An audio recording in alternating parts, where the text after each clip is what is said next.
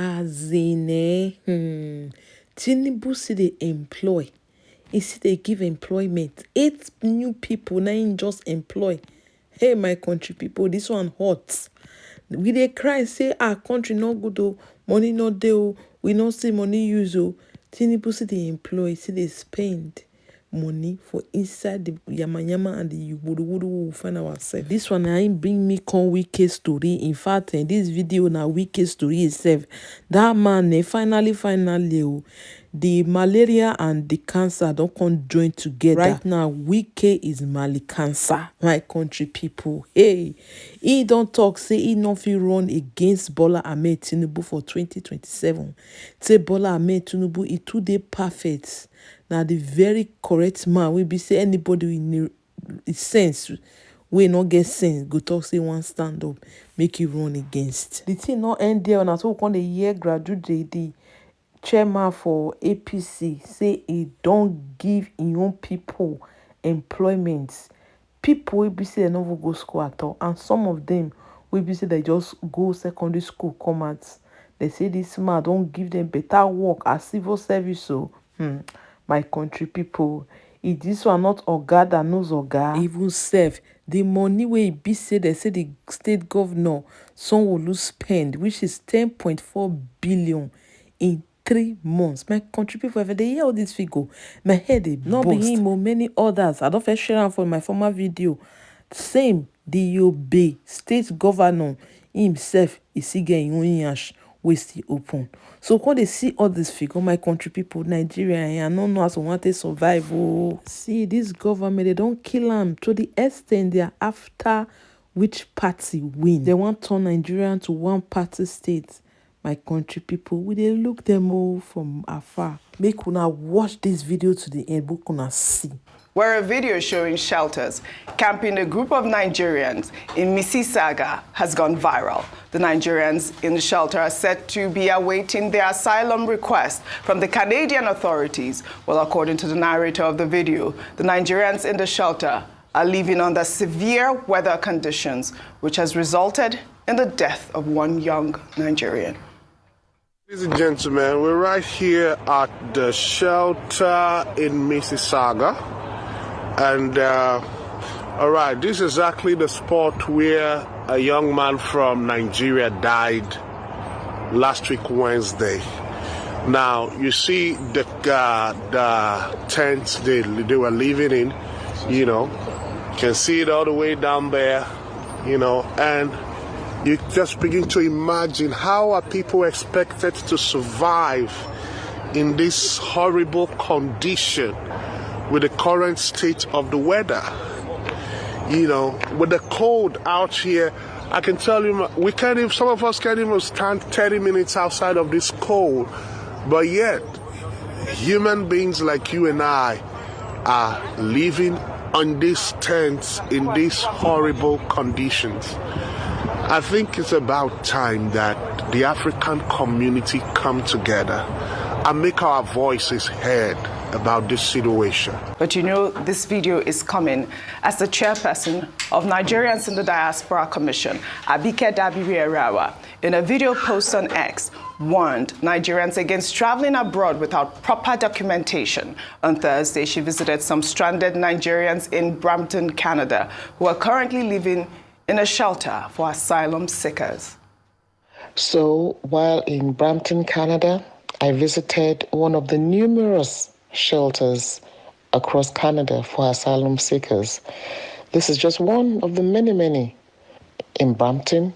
And here we met with some of the asylum seekers here, young, vibrant Nigerians. We counsel them and hopefully we pray and hope that they will get out of this situation. It really is not quite a pleasant sight to behold. And we thank the Nigerians who have been supporting them. You will need to endure. Don't have any expectation. The only expectation you should have is God at this point in time. Amen. Your case is in God's hands, all of them, okay? And as much as you can, in the process of trying to get your papers, don't pay Nigeria back. But the key thing is, I hope you get out of this. But for the next person planning to do this, it's not worth it. But Dr. Abati, these are asylum seekers. So, what is the percentage of these people? Who are these people? Are they running away from Boko Haram? I mean, I know one story about this young chess player who actually ran away from, Boko Haram crisis, and he's doing very well in New York. But we need to know, are these people running from economic hardship, or are they really looking for asylum because of the dire situation? Well, it's a combination of factors. Yes, you are right. We have seen quite a number of stories. People say they are fleeing Nigeria because of persecution. There's even a recent story from the UK of a gentleman saying that he was being persecuted because he's gay and he didn't want to be killed in Nigeria. That's why he was in the UK. But that was found later to be untrue, and that he was using all of that to defraud people. But the majority of the people who leave Nigeria do so for economic reasons. There's this mythology that, life is better, the grass is greener on the other side, and that every other place guarantees you prosperity except Nigeria. The lesson that many Nigerians are beginning to learn is that the streets of New York are not paved with dollars or gold that you can just pick up. It's not easy, even out there, for the people who are citizens. So they go to these countries and they are confronted with economic, cultural, and social disconnect. Now, Canada became quite popular in the last few years because it is assumed that if you go to Canada, you are likely to get stay, what they call stay, very quickly. You are going to be guaranteed a good job. But the truth, as we have seen, in this video from Mrs. Sauga, and as Abike Dabiri had pointed out from a visit to another shelter in a place called Brampton in Canada, is that many Nigerians are finding it difficult. And that the Japa syndrome is not a guarantee, it's not a passport to better life elsewhere. And that is why now people are even beginning to talk about Jakpada. There is Japa. The opposite of Japa is Jakpada. Yes. So if you leave Nigeria, you think you will get better life elsewhere. There are people abroad who are Jakpadaing. They are coming back home because they've discovered that with all the difficulties in Nigeria, this is probably still the surest place where they can be guaranteed their respect as human beings. What NITCOM, the Nigeria Diaspora Commission, has now done is to issue a statement to warn Nigerians to say that, look, if you are not properly documented, don't japa, because if you get there, you don't have papers, you are going to suffer. There are many Nigerians on the streets of Canada who have no jobs, who are just suffering in that cold weather, very harsh weather, but this is just a lesson. In the UK now, for people who want to go to the UK, if you check the front pages of newspapers in UK today, they are saying they no longer want care workers from other parts of the world. They don't want foreign NHS workers. And that Prime Minister Sunak should take a look at immigration policies and check migration. Last year alone, the Office of National Statistics is saying about 740,000 people entered the UK. So many of these countries are not going to be very friendly towards immigrants. In Netherlands, a man, Geertruida, who is a far-right, hard-right person, is even saying that the attitude, if he makes it to become prime minister, his attitude to migration will be zero. Nobody will be allowed to enter Netherlands, whether you are from Nigeria or you are from some other place. So Nigerians, this is a teachable moment for Nigerians, and the video that has been shown and the statement by the Diaspora Commission is a cautionary tale for those Nigerians who think that they will make it abroad. There are many Nigerians abroad who are suffering, and they are Jakpadaing. Jakpadaing. Your Excellency, sir, talking about decisions, you talked about the decision of, supporting the, president now. Talking about your decision of, picking Simfubara to succeed you, do you have a cause to think, well, have I made the right decision? Are you regretting it? Difficult question. If you ask me truly, within what was available at that time, those who shoot themselves at that time, if I support any of them, the next day I would have been in trouble. They would have switched Kamtatu. So you passed for 3 months then? See your best option. Well, at that time, that's what you should have. So, but we never knew. It would be the 3 months to scatter a political structure that built you up, to now begin to carry propaganda. Oh, this, oh, that. Now, let me tell you, you know what is painful? You know what's painful when you see these allegations, lie, that I was angry. Who and who sat with me that when he was picked? I was the governor. Did he buy from? Somebody, what I want to tell you, be grateful in life. In all circumstances. Not that I'm not. Be grateful in your life, in all circumstances. Sir, I don't know. People bring politics when you are showing in great. No. Your Excellency. You see, any politician I see, yeah, or any so-called elder, and I see around such person, I see you as an English. Nobody who is a gentleman, who is a politician that knows what politics is all about, will support that kind of thing. But we kept quiet. I told everybody, keep quiet. No? Okay, let me tell you. How? You have 31 members in the assembly. 31. 27 against you. 27 against you. But some people will say what goes around comes around. That this is exactly what he did to Rotimi Amechi. I was not with Amechi. Amechi didn't bring me to be governor. With due respect.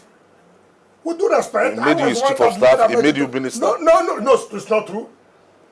I was the one that led the work for Amechi to be governor. With due respect. In 2007, yes. Are you not aware? Are you not aware? Yes. Even making me a minister, he went back to National Assembly to disqualify me through SSS, yes. Yeah, are you not aware? Did he bring me to be governor in 2015? He fought me. Even as a minister. He made you his chief of staff. Oh my God, what do you mean by that? And then appointed you as a minister, representing the state. No, you don't, because the time, you don't have the time, so I don't want to tell. But the point I'm making is that, look, I'm comfortable. My brother did not give me minister. He gave me minister of FCT. What am I looking for? But that does not mean I will allow anybody to crumble our political structure. It will not happen. Because nobody's talking about their governance. Go ahead. Let me tell you, I challenge anybody. All the roads, all projects you are seeing there, I laid the foundation. I said, listen, for your second tenure, look, the ring road, I passed it as governor in a executive council meeting. I said, you must do this road as you are coming. I took him to Wiesbaden in Germany with the Commissioner of Works, Director of Procurement, to go and negotiate with Jonas Berger. I said, look, if you do this ring road, your second tenure, you are short. If I meant bad, I told him, go and borrow money from Jonas Berger, from Zenith Bank. Pay Jonas Berger, let them be deducting from you every month. Jonas Berger said you will do it in 3 years, which means that is a year leading to your election. Nobody will challenge you in Rivers State. If I have no good intention, I will not do it. I remember asking you the same question too. But did you sanction this impeachment? Who is impeaching? No, let me tell you, if you cannot, when you answer, you see, you have to be careful. Why would look, if they're impeaching you, did you call me? Assuming I'm the one who plotted it, for example. Did you call me, sir, they want to impeach me. Is that why you send people to go and burn the Hollow Chamber? Is impeachment done one day? Impeachment process, is it a one-day affair? Then you raise ethnic politics. We have never had it like this before. For an ethnic group to come and say this. We've seen you together after that time. We thought you've made up. Oh, Will anybody stop me from going to functions? So that was a photo ops. I'm not interested. What He has apologized. Listen, no, it's not true. Mr. President, you see, anything that will make me not to respect Mr. President can never, it's not there. All this thing you are saying, him dancing around, is because Mr. President said, Minister, do this, you go and do this. He disobeyed President, Vice President, disobeyed Vice President. Look, politics is not, when the law speaks, Togri will run away. When the law speaks, militants will run away. When the law speaks, ethnicity will run. The law has not spoken. Have you foreclosed any amicable resolution of this? Did I tell you I had any problem? All I'm saying, this is a structure that brought you. Be fair to them. Be fair to the structure that brought you. Don't you see? Even those who were opposed to you, you are insulting those. You know, look, nobody says you're a governor. But all you must understand is that people had sleepless nights. People told you don't just throw them away like that. It is too early. I've never seen this happen anywhere. First of all, you have portrayed yourself, you have told Nigerians, this is who I am. Some people even pretend that about 1 year, 2 years, they don't understand me and show their true color. 3 months. No, that's nothing you can say in this world, though. Let me tell you, that's nothing you can say. Nobody is supporting you there. It's just they are supporting you because they think that they are fighting Wike. It's not that they are Your Excellency, talking about as if that is what you do is a lie. Your Excellency. All those who cannot fight me and I come here radio, I will still win them. Your Excellency. At the appropriate time, I will win. Your Excellency. Mark it today.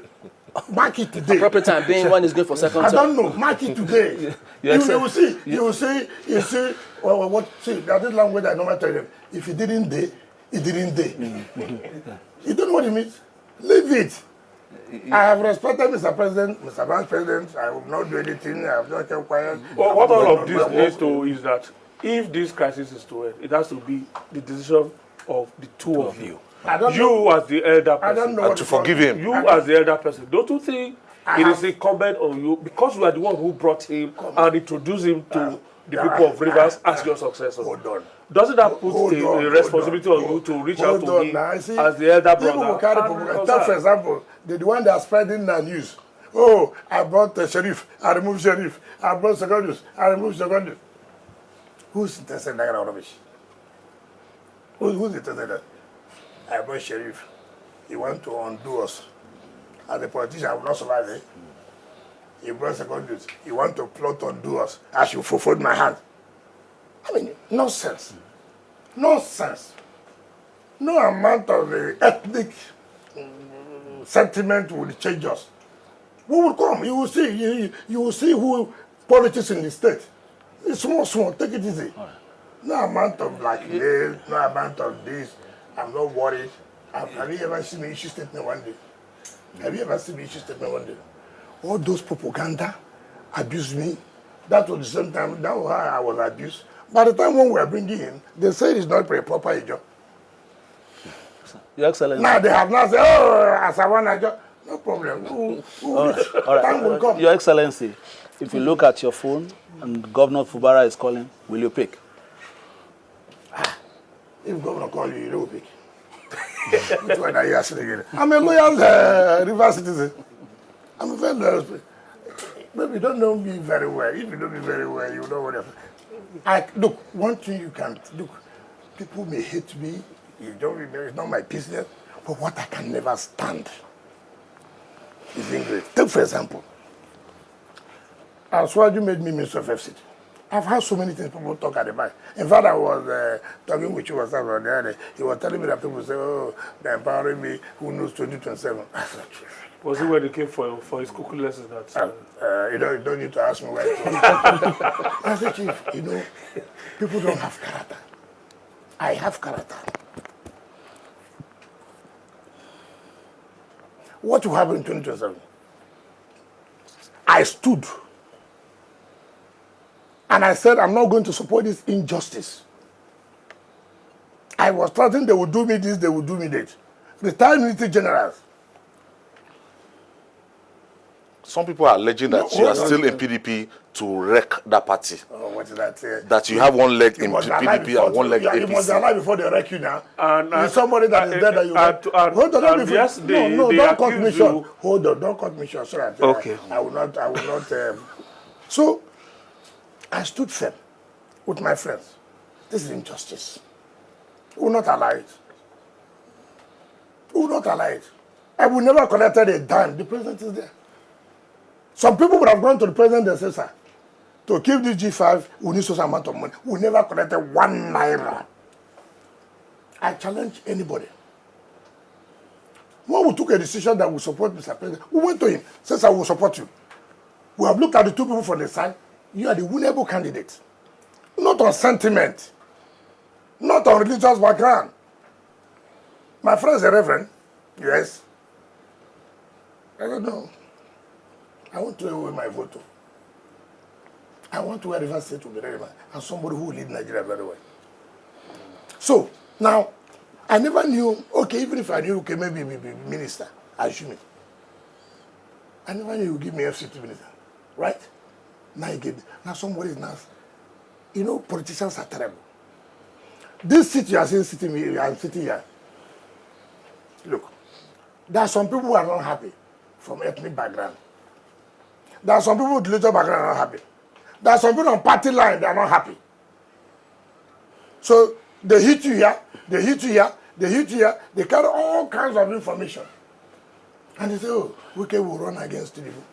Hey, we don't have character at all. So you look at me, after being FCT minister, I'll go and collect form.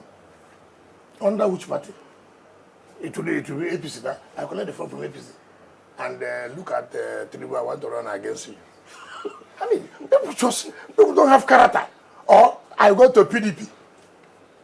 They give me form. I want to run against. I mean, these are political talent harlots who have no character. I have character. I would have changed. In the southeast and south presidential election, where did Tinubu win? Only Rivers. I challenge anybody. Did they bring money for us for him to win there? And people, instead of you to focus on achievement, focus on people who are committed to supporting the man to achieve. You are focusing on irrelevant propaganda. When they hear we get fear. So you know I said it, to stop you from asking any nonsense question. They say you will run. They say somebody will bring me to be VP. To who? Understanding that the South should be president. Then you want to bring me to be VP back. So why did I stand for the South to be president now? Or you make me to a presidential candidate, and then you think that the North will support me. They will say, no, let the people finish his second term. But if it's me now, go and run 8 years. You must know the political realities. So nobody should sell those kind of dummy to people. It's useless dummy and for people who don't have brain. At my level in politics today, you come and sell such dummy to me. You are liked. Come and save us. Save you to where? The Minister of the Federal Capital Territory, Nyesom Wike, has said that Nigerians are happy and are satisfied with the ongoing initiatives of President Bola Ahmed Tinubu's administration, despite the prevailing economic hardship many are facing. Wike made the comments while conducting an inspection of ongoing road construction projects in the capital city on Wednesday. They are very happy. They feel satisfied with what we are doing with the administration of Aswati Bola Ahmed Tinubu. It's not the magic. It's a matter of commitment. It's a matter of, look, I'm interested in this to satisfy my people. When you do the right thing, people will jubilate. And it's like it was spontaneous. So it's not about telling people you are coming. No, it's spontaneous. So and they have so far, they know. and look at the road it's being put on, and they know that it's their own satisfaction. Economic activities here will boom, and this is what the people want. It's not theories and theories and theories. It is being practical. Let them see the action, and they have lost hope. But by the president's agenda of the hope agenda, hope is coming back to the people. They have no confidence in governance, in government. Well, that's Wike there. Meanwhile, the governor of Anambra State, Professor Charles Chukwuma Soludo, during a television interview on Thursday, said that President Bola Ahmed Tinubu's administration inherited a dead economy from its predecessors. Soludo made the comment while explaining his role in putting curbs on monetary structures when he headed the Central Bank of Nigeria between 2004 and 2009. During the interview, Soludo accused the CBN of illegally printing money and failing to comply with the 2007 CBN Act, which prevents the Apex Bank from lending recklessly to the federal government, adding that the current monetary trajectory was avoidable in the first place. I mean, Dr. Bati Rufai, while I was away, we took the story of Nuhu Ribadu saying that Nigeria is bankrupt. At this point, we are seeing Soludo also saying, towing the same line, basically saying that, this is a complete dead horse at this point, Nigeria is. So there's a couple of stories. Mr. Wike, when Mr. Wike said all Nigerians are happy and pleased, yes, he just gave an opinion. There's no empirical facts to that statement. There's no source. There's no questionnaire. There's no survey done. So it's just an opinion. As there is a right to his own opinion. Yes. But it doesn't mean his opinion is true. Pervasively, a lot of people are suffering in this country as we speak. There's a lot of hunger. There's a lot of poverty. Inflation is 27%. Over 100 million people are living in poverty. That's the reality on ground based on statistics and empiricals as regards the Nigerian situation. That's what I want to hold on to.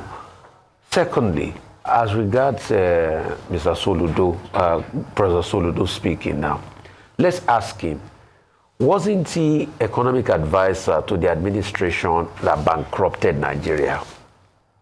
Wasn't he a governor under Buhari's administration? What did he voice out? What did he say? All of this is just medicine after. There's just narrative plotting. Because when you were there, the only person I respect on this matter is Governor Obaseki that spoke out. Mm-hmm. When Governor Obaseki was shouting then that they were printing money, a lot of people ignored him and all of that. He was correct. It's been proven right. Governor Soludo was economic advisor in this country. He was part of the special team President Buhari set up to revamp the economy. What advice did they give President Buhari? Did he come out and say, oh, these were the things we said, though? So he should answer that question. He was also a governor at the tail end of Buhari's administration because they are so quick to blame President Buhari now. And that's why he should answer that question. Mm-hmm. Secondly, I would like to say again, please, we want Nigeria to be good. And in Nigeria being good, let us tell ourselves the truth about narrative. Let us speak with empirical facts. Let's not just keep saying, oh, yeah, economy is dead. The reason why leaders are in position is to be able to revive the economy. Yes. The question we should ask him is, what is he doing to revive his own economy in Anambra? Yeah, that's another question. There's a budget proposal too that was supposed to be questioned. Governor Soludo is not the first person to say that President Tinubu inherited a dead economy or a bad economy. You have cited the example of Nuhu Ribadu, the National Security Advisor, who said that it was a bankrupt economy that President Buhari left behind. This week, in my column at the back page of this day newspaper, I pointed out that as far back as 2016, Emir Sanusi II also pointed out that they were mismanaging the economy. That was 2016. Imagine. After him, President Obasanjo also spoke up and said, well, he knew that economics is not one of the strengths of President Buhari, but he didn't know that it would be this bad. It's horrible. And he sounded a note of warning. Then you add to that Obaseki. So these warnings have been coming even before now, and nobody did anything about it. One of the issues I raised in the piece that I referred to is that President Buhari set up a Presidential Economic Advisory Council if you check the list, most of the people there, whether it's Ojogu or Doyin Salami or Soludo, Vismakrewane, all of them were parading first-class honors in economics. Very bright people brought together to advise the Buhari administration. What did that Economic Advisory Council, what did they do? What advice did they give? I think Professor Soludo and others will still have to tell us what exactly they did, whether nobody listened to them. Well, that's what Soludo is saying. Because nobody's the point, listening. Well, at that time, everybody thought that team was going to perform magic, but it didn't happen. Ways and means that is referring to is a violation of the CBN Act of 2007. And we have had Tilewa Adebajo and others here complaining and saying that this is a criminal offense. You can't just print money and lend money to government beyond the threshold. That's one of the issues we will have to address. Finally, Chukwuma C. Soludo is a professor of economics. You should know what he's talking about. He has been chief economic advisor of Nigeria. He has been CBN governor.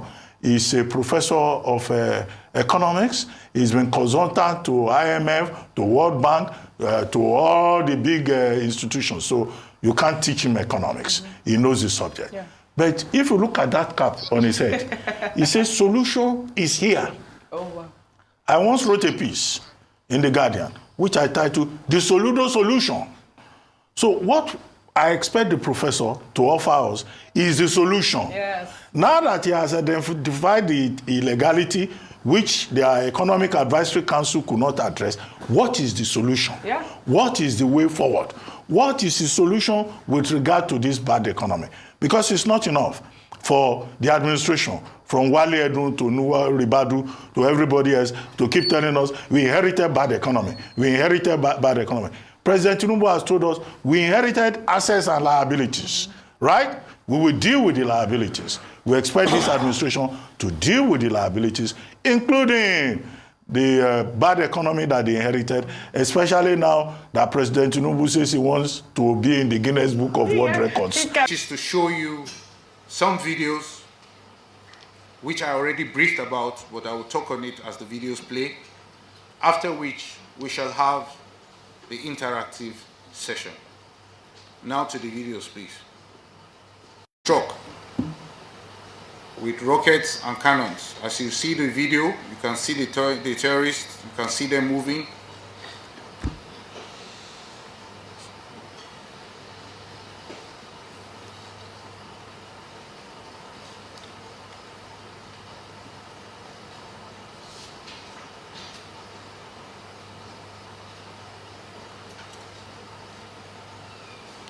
Recall, I mentioned the enclave of Labi Nagugu in Damusa local government area of Katsina State. Battle damage assessment confirmed that we killed other combatants at the location and his lieutenants, including his brother. Let's go to the next video.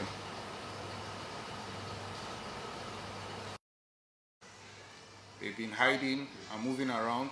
This is their new enclave. It's located in Igabi, local government area of Kaduna State.